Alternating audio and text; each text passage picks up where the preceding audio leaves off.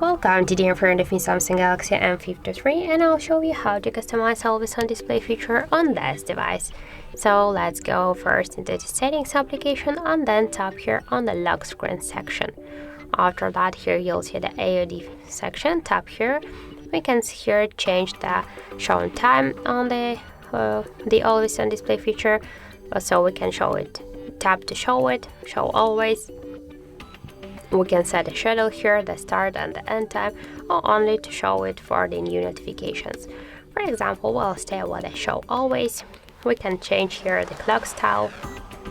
As you can see, we have here different just temps. We can change the color of the clocks. For example, we can go with this one and just click here to done. Also, we can show the music information. We can turn it off also. If I just click on the switcher, we can change the screen orientation from the portrait to the landscape.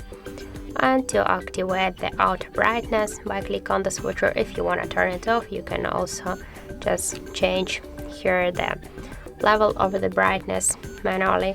And here we have some descriptions, so you can read something to the always on display. And that's it. That's how to customize always on display feature on our Samsung Galaxy device. Thank you for watching, and if you find this video helpful, don't forget to leave a like, comment and to subscribe our channel.